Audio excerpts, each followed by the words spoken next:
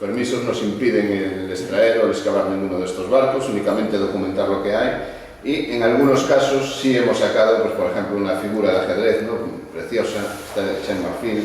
Esto es una dama de ajedrez, o la cantidad de colmillos de elefante que se conservan en el fondo del mar, instrumentos de navegación como puede ser este compás de proporciones, también hecho en marfil.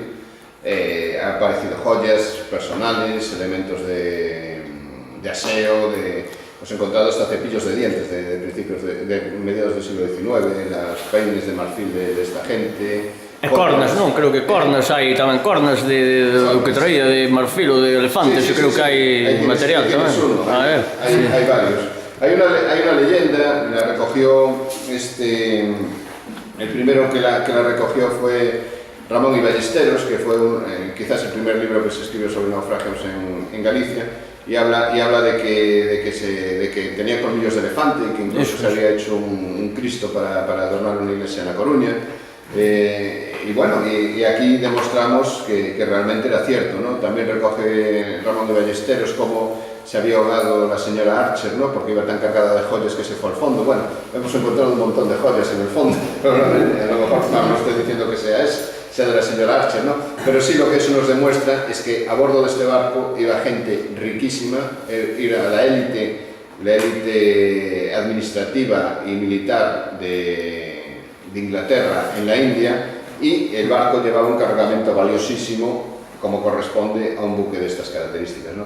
El primer día que bajamos al fondo encontramos este fragmento de cerámica. Claro, por el otro lado lleva un sello de la compañía, de la P&O, ¿no? Perdón, de la compañía anterior, de la Atlantic Steamship Company, que el P&O se la vendieron posteriormente, el Great Liverpool se lo vendieron posteriormente a la P&O. Pero por el otro lado sale el sello de la compañía, era un barco de vapor de una sola chimenea, ¿no? Entonces yo cuando lo encontré dije, anda, mira qué casualidad, aquí pone Liverpool, ¿no? Y salía el barco de vapor de una sola chimenea. Dije, lástima que no tenga las dos. Y fue darle la vuelta y encontrarme con la representación del barco con las dos chimeneas, ¿no? Dije, Juan, esto parece en el Odyssey o en el National Geographic y no te lo crees, ¿no? Y pasó aquí.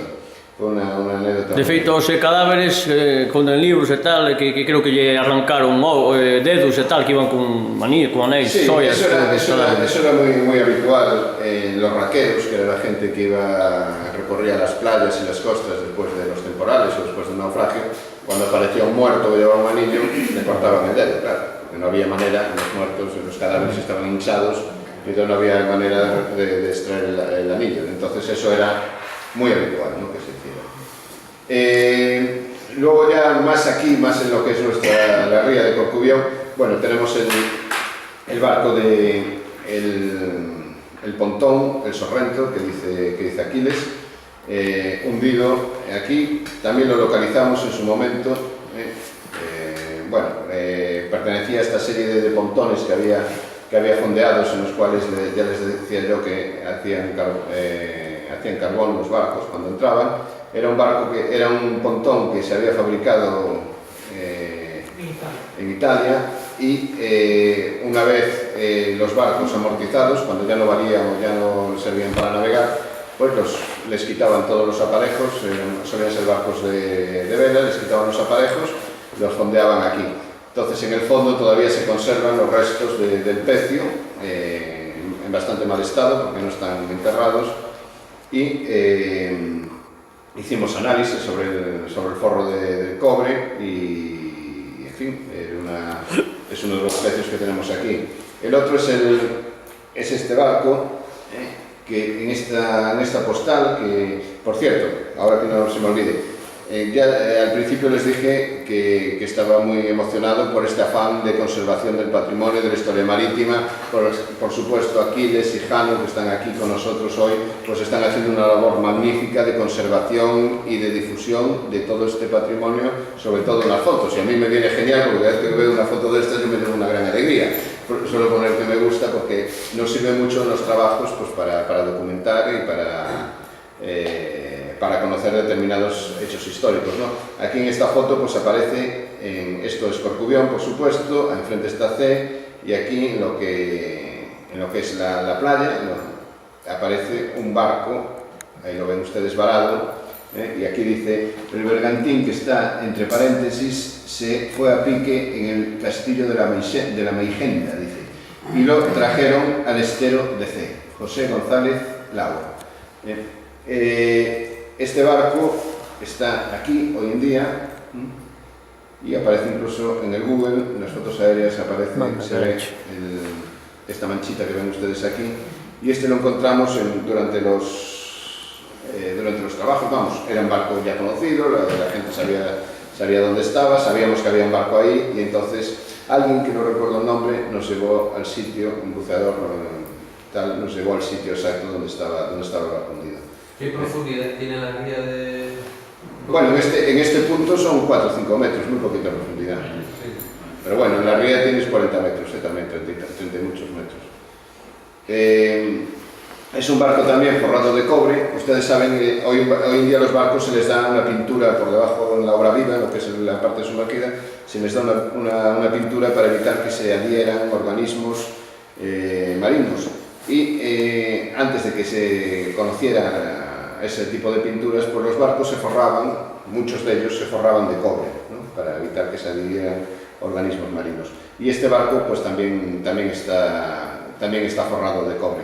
Claro, el cobre debajo del agua necesita que el resto de los metales que estén allí pues sean también cobre, porque si hay cobre y otro tipo de metal reaccionan, hay una reacción electroquímica y se acaba comiendo al metal menos noble, ¿no? Se ponen hierro y cobre en el fondo del mar al lado, acaba desapareciendo el hierro porque la reacción electroquímica que se produce le resta masa. Entonces, todos los herrajes de estos barcos también son de cobre, y aquí ven ustedes, esto que ven ustedes aquí es un clavo arponado, ¿no? Es un clavo que tiene una especie de lengüetas para que una vez que se clave, que no pueda volver a salir, ¿no? De feito, a día de hoxe, a parte da patente, todos os barcos levan ánodos de zinc. Bueno, por supuesto. Despois hai que cambiar cada X tempo que se consumen, claro. Efectivamente. Y eso pasa también en los buques hundidos, en los barcos hundidos, que va desapareciendo el hierro. Al final dices tú, ¿qué pasa aquí? Que es un barco de hierro, ¿dónde está el hierro? Bueno, pues se acabó desapareciendo por este tipo de reacciones. Una ría como esta, ya hablamos antes de la estación de carboneo, entonces la situación del bajo del Carromeiro, de la piedra del Carromeiro, es una auténtica mina, ¿no? para acceder al interior. Entonces ya aparece como avisos a la navegación, por ejemplo en este caso, ¿no? Que es de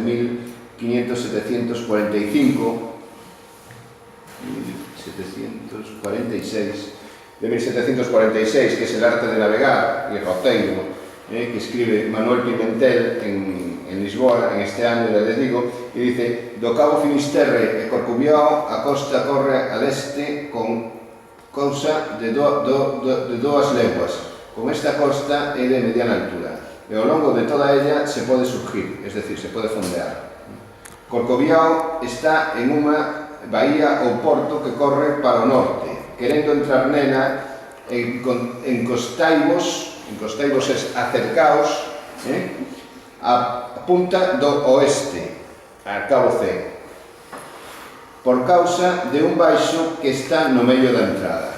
Esta es el cabo do Carromeiro, es decir, dice, cuando entréis en Corcubión, acercaos al cabo de C, al cabo del oeste, para evitar el bajo que hay en la entrada.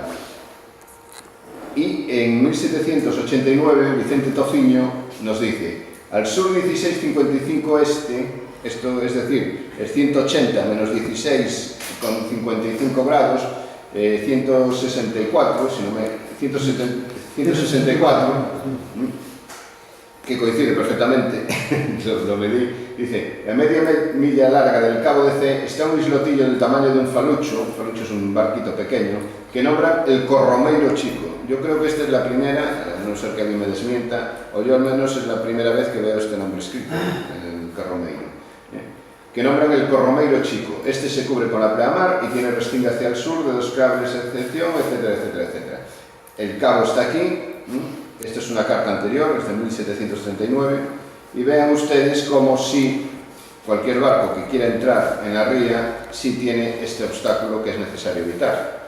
Entonces, lo que decía el portugués es que pasen por aquí, pegados al cabo, o de otra manera es entrar por aquí, que es la que se recomendaba en la carta que veíamos antes de nuestro amigo Plácido Castro, que entraran, aquí está el Carrumeiro, que entraran por fuera.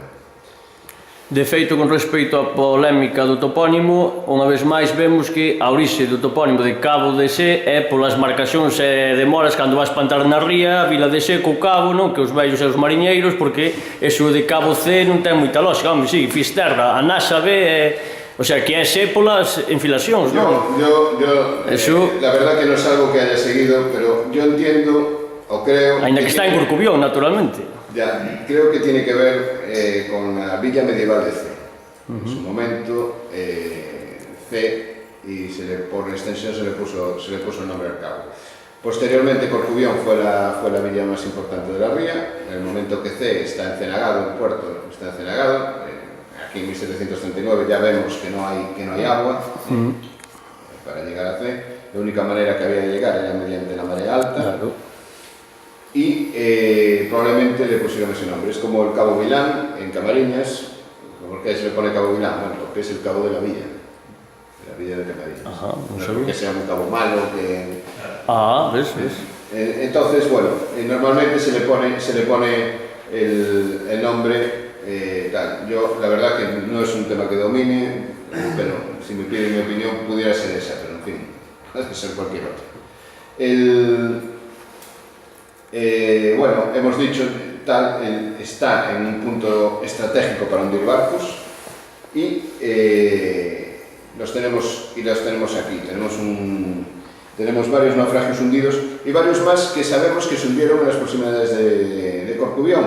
Muchos de estos naufragios, sobre todo en los años principios del siglo XIX que hemos localizado, pues por ejemplo no sé, el río Ave o el Elizabeth, o en Nuestra Señora del Carmen, el Abdona, sabemos que se hundieron en un bajo cerca de la entrada de Corcubión, que probablemente sea también el bajo de Carrumeiro, porque es el lugar digamos, más peligroso que hay allí. Pero no lo sabemos a ciencia cierta por la falta de las fuentes, ¿no? Pero bueno, lo sabemos. De todos estos naufragios, lo que nos vamos a fijar sería muy prolijo el hablar de todas las características o de cada uno de los naufragios, pero sí que nos podemos fijar en las fechas de los naufragios, ¿no? Desde el momento en que se producen. Este en concreto tocó en algún sitio de Cabo C y se hundió entre el Carrumeiro y la Lase. Pero en casi todos podemos ver la fecha 1901, 1905, también en Carrumeiro. Este es también muy divertido, por eso que hablábamos antes de los saqueos, ¿no? Dice,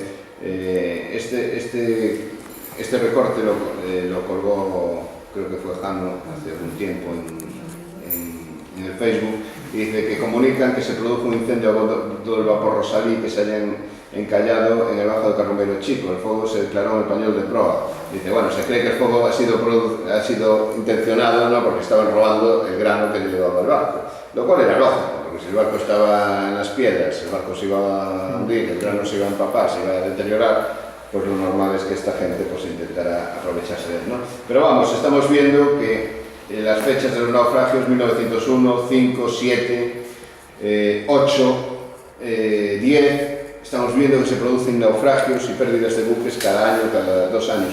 Y estamos viendo los que se pierden, de verdad, porque es que había muchos más que embarrancaban, que se dañaban, pero que no llegaban a hundirse. Entonces, claro, esto provocó pues, que se protestara y que se dijera, oiga, a esto hay que analizarlo, porque el más interesado por precisamente Plácido Castro, porque si no vas a parar en la gasolinera si se están matando tantos barcos. Hay que pensar que, por suerte, muy pocas víctimas se produjeron en este punto. Alguna hay, pero son más bien excepcionales, ¿no?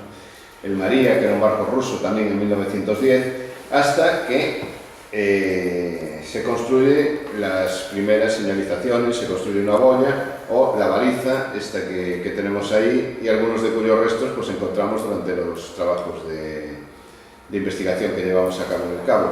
Nosotros trabajamos en el Cabo, en el Carrumeiro, buceamos bastante allí porque teníamos idea, o alguien había dicho que allí se podía encontrar un barco de la Armada de 1596, ¿no? Que era lo que a nosotros nos interesaba más localizar, que de hecho había lingotes de plomo muy similares a otros que habíamos localizado en otro punto de la ría, pero no encontramos eso y sí encontramos pues eso, los restos. Al principio no sabíamos lo que eran, estos tubos de metal, no sabíamos bien lo que eran, pero pueden ser los trípodes de la baliza de Carrumeiro, que como sabemos se instaló y duró ni un temporal. 20 días, duró 20 días, después de haberla pedido, solicitado con tanta insistencia y tal. Posteriormente, como saben, se construyó la torre actual y se le puso encima la señal, que como curiosidad, estas dos bolas que tiene arriba no son un adorno ni es algo que sea aleatorio, sino que son precisamente, es la señal de peligro aislado no reglamento de navegación internacional. Sí, en el reglamento internacional, ¿no? Entonces en la carta pueden ustedes ver aquí grupo, ¿no? GP, CT, esto es grupo de centellante de 2, porque es lo que marca la normativa. Ven ustedes aquí, estos son 2 destellos que tiene que dar la luz, y es que veo fatal, de grupo de centellante de 2, de 6 segundos, 8 metros y con un alcance de 6 millas, que es la información que da. Entonces, eso, las 2 bolitas no es decoración, ni es para que no se posen las gaviotas, sino que tienen tamén su sentido. Pero recordo que antigamente o primeiro era unha luz vermella só, que aquí Jordi, bueno, Pepe pode dicir, non? Que primeiramente era unha luz... Eso foi en el 81 que cambió la reglamentación al segmento A. Y se dio la orden de que se cambiase a la luz blanca. Para el